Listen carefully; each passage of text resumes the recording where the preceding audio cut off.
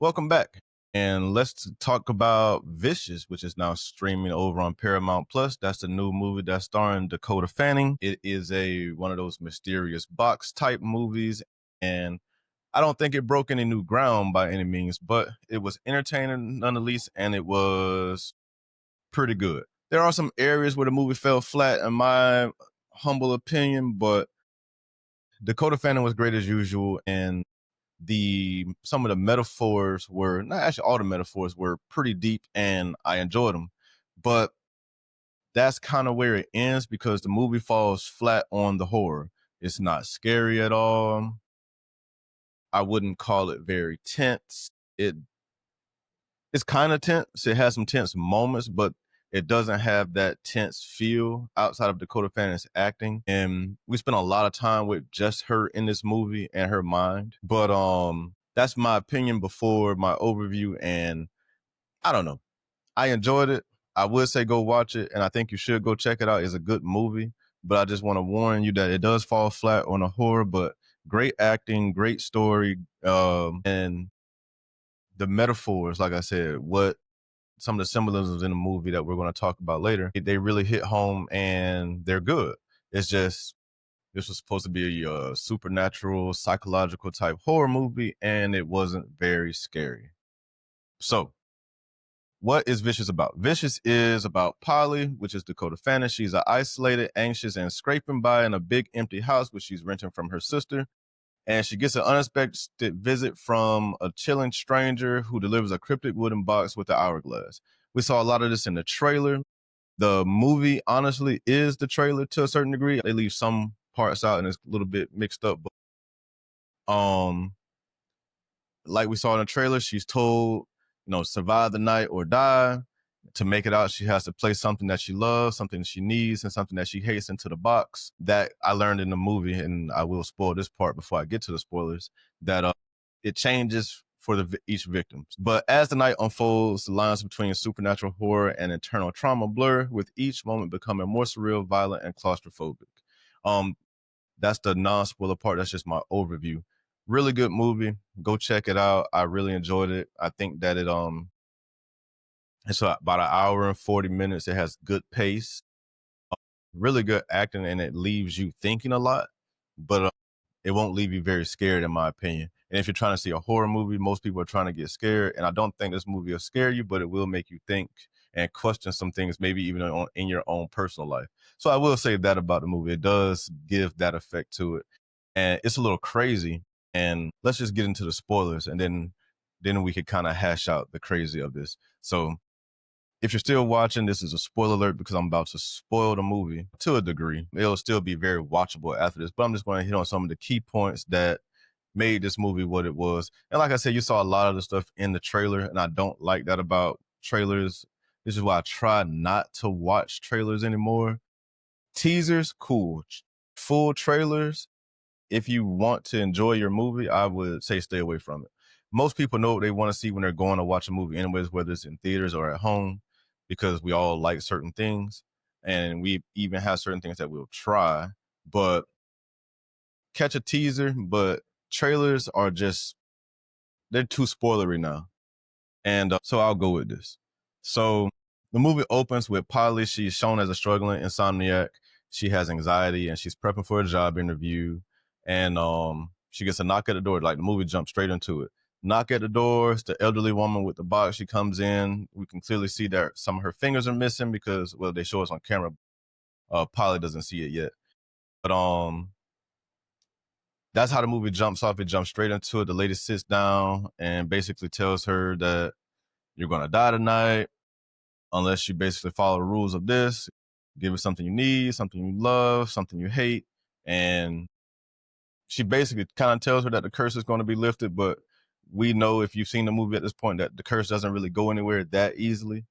So obviously, the old lady leaves. Well, she gets kicked out. She leaves the box in the road, but she begins to play the game.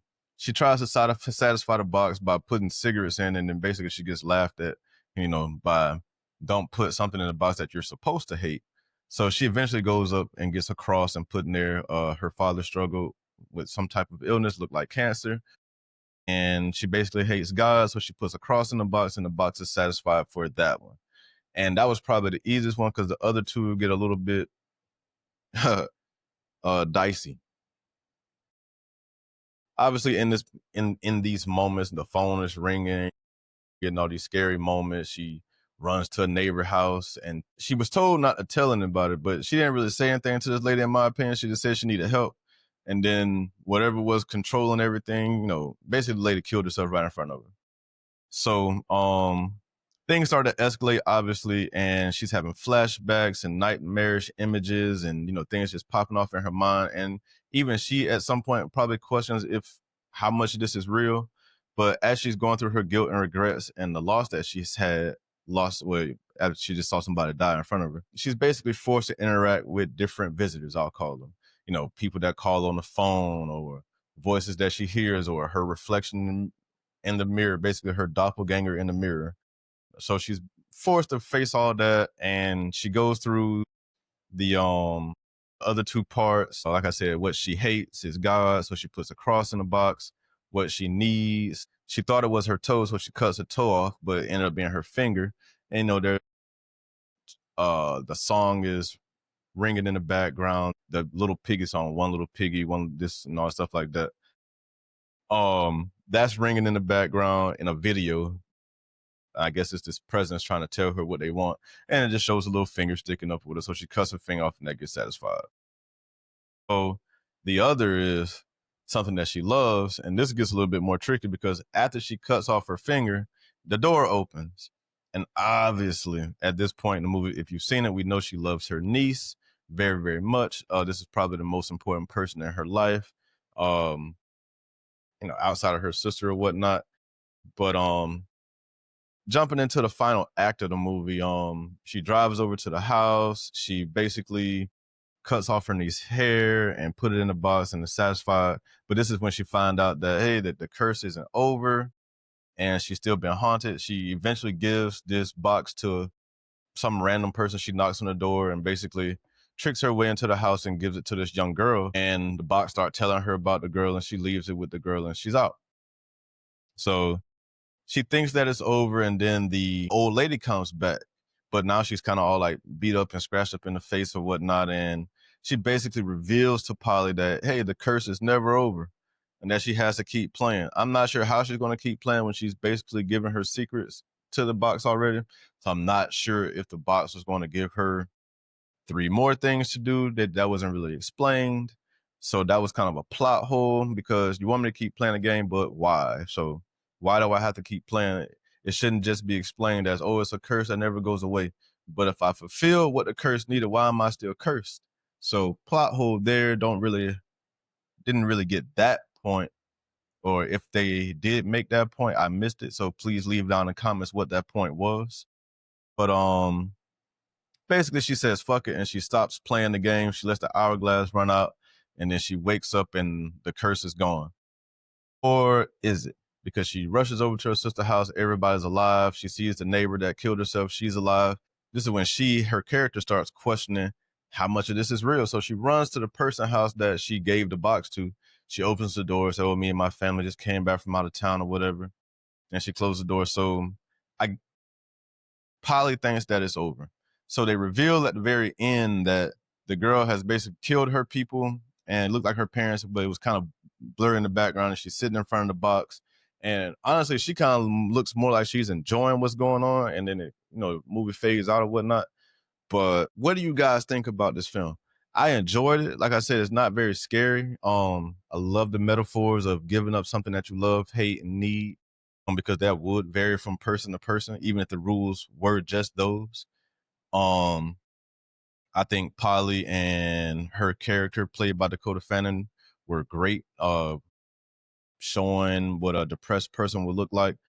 I'm not sure, and I'm thinking off the top of my head right now, if they told us what she was depressed about. I thought she may have had a kid or something in the beginning. It didn't seem like that was the case. She said she was never married, didn't have any kids, learned that she never hadn't had a job for more than 4 months. She's 32. I can't remember why she's struggling so bad, but she's struggling, but it was played great. The old lady, the visitor, the original visitor, she's basically more like the Grim Reaper, in my opinion. She comes, you die. Or maybe the box is more like the Grim Reaper. You know, it comes, but no, the Grim Reaper kind of takes stuff. But Grim Reaper-esque, like Grim Reaper mixed with a therapist, something like that. But tell me what you guys think about this. Do these horror games ever have any real winners, or is everybody in these scenarios just a survivor? Because while she very much survived the events of what happened to her in the movie, she's cut her finger off, she's cut her toe off. I'm sure she's mentally scarred by this experience because she thought she saw somebody killed, but they're alive. She was attacked by an old lady. You know, she was told that she was cursed. Now she's not cursed. So I'm sure that would do a number on you. So I'm not sure if you ever get better. Just my personal opinion. Would you guys have kept fighting in this scenario, or would you just quit? Personally, I don't know. Once we start getting the cutting off body parts, I'll probably just let the hourglass run out and just take whatever happens, honestly, because I honestly can't see myself cutting off fingers and toes with just some like garden scissors. So that would never happen. But that's my take on this movie. It was a really good movie, and I do think you should go check it, and just don't expect to be scared. That's really the most uneven part of the movie, is just the horror of it. There's, like I said, there are tense moments, but there's just not like this film that just keeps you with goosebumps and hairs raising, like, oh my God, what's about to happen next? All in the scary sense. You are going to wonder what's going to happen next, but you're not going to be like afraid for it. So that's just my opinion. So see it for yourself. Come back in the comments and let me know what you think. And that's my review of this. Please like and subscribe. Keep coming back for more. I appreciate all of you, and I will see you next time. Thank you and bye.